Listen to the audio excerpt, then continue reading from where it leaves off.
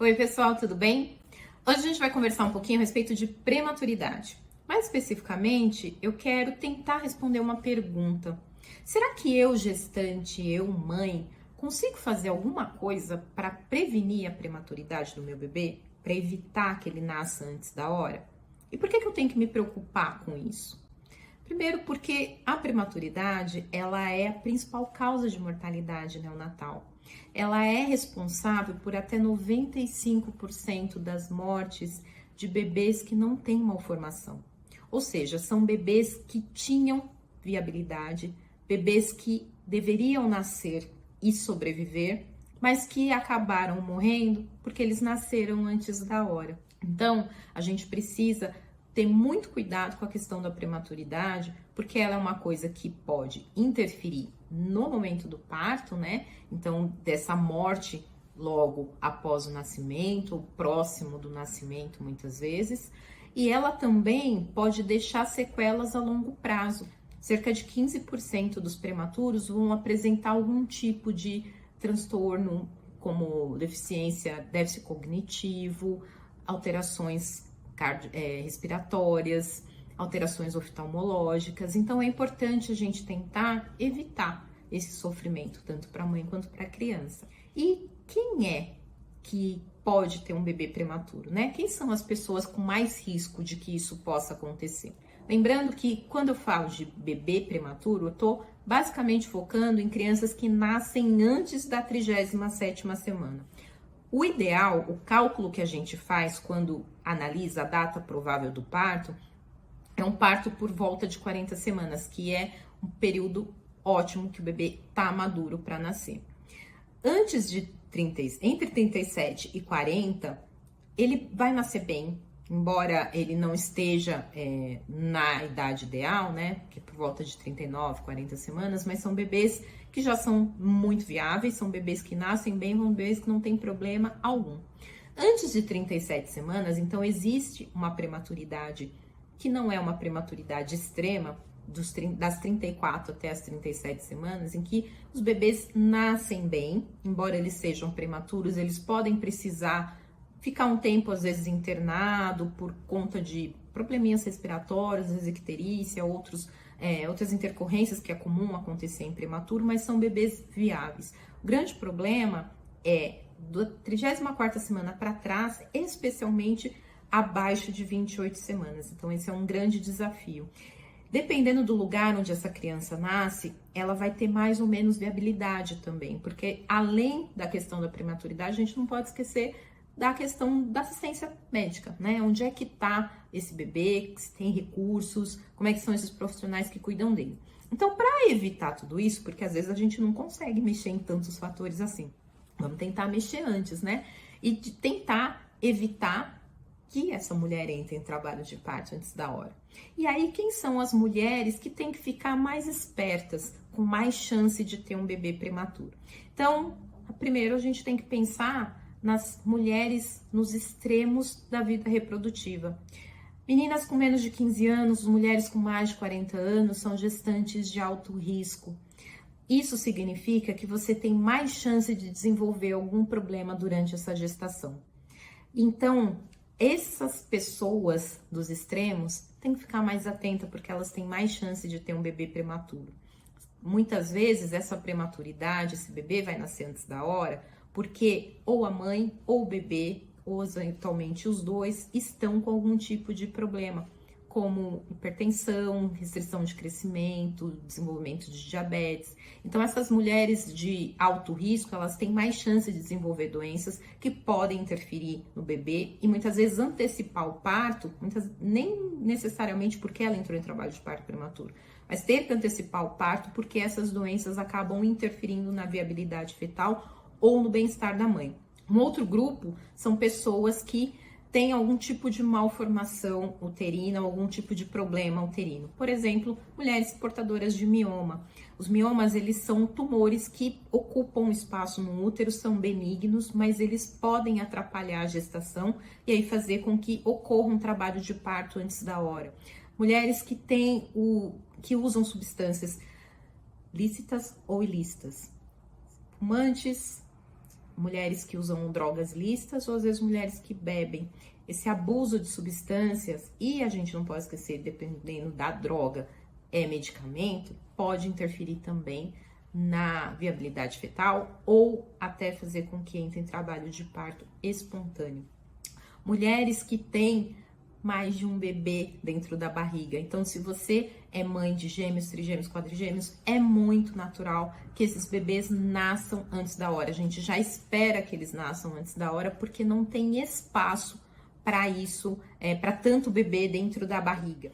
Se você já teve parto prematuro, você também é uma mulher que tem que prestar mais atenção, porque você tem mais chance de desenvolver novamente. E se você teve um bebê que nasceu muito antes da hora, mas foi um nascimento meio estranho e você descobriu que na verdade você tinha o colo curto, que você tinha insuficiência istmo-cervical, você também tem muita chance de desenvolver um trabalho de parto prematuro e ter um bebê antes da hora. Então, é importante que isso são algumas das condições, tem muitas outras que podem estar aí no meio e causar um trabalho de parto prematuro. E por que eu tô falando tudo isso? Porque a principal medida que você, gestante, pode ter para evitar trabalho de parto prematuro e todo o transtorno que ele carrega com ele é iniciar o pré-natal precocemente.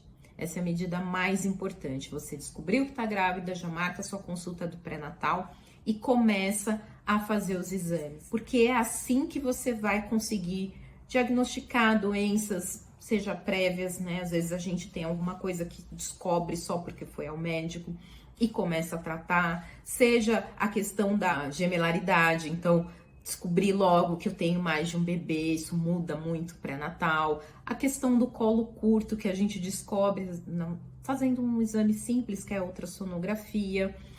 E outras orientações, relação à dieta, à nutrição, né? Se a gente come direitinho, não tá desnutrida ou não tá muito obesa, o controle de doenças crônicas ou doenças que eventualmente vão surgir durante a gravidez, tudo isso pode ser controlado e pode melhorar e maximizar as chances de um feto viável, desde que você faça o seu pré-natal logo no começo e tome as orientações que o médico vai te passar, né? O pré-natal vai servir para você fazer esses ultrassons, para a gente ver quantos bebês tem, como é que tá, se tem polidrame ou não, né? Que é quando tem muito líquido.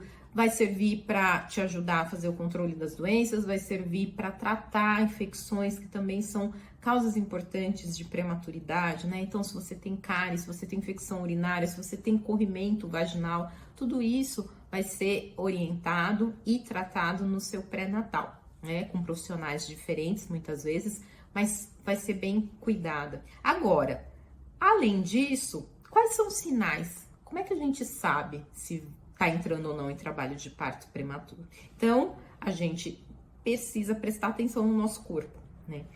Grávidas têm dores, é normal que a gente sinta dor durante a gestação. A gente ganha muito peso, quer dizer, não é para ganhar muito peso, mas ganha uma quantidade relativamente grande de peso num período curto. A gente tem um bebê que à medida que ele vai crescendo, ele vai se encaixando na pelve, isso pode ficar desconfortável. Então é comum que gestante tenham dores, principalmente aqui nas costas, na região lombar, e dor na frente, na região pélvica. Essas dores a gente considera até comum. O que você precisa prestar atenção se você está tendo dores genéricas ou se você está tendo contração. Como é que eu sei se eu tô tendo contração ou não? Como é que é contração? Então, a contração é uma dor que parece uma cólica menstrual, porque ela é fruto, né, daquela contração do útero. O útero, ele aperta para tentar colocar o concepto para fora. Essa dor, ela é uma dor de cólica, basicamente, mas tem algumas mulheres que não sentem bem cólica, que muitas vezes elas sentem uma dor na região lombar que vai irradiando para frente, às vezes para a perna. Então, se você tá tendo dores desse tipo, presta atenção se a tua barriga tá ficando dura também, porque aí a gente consegue avaliar a contração.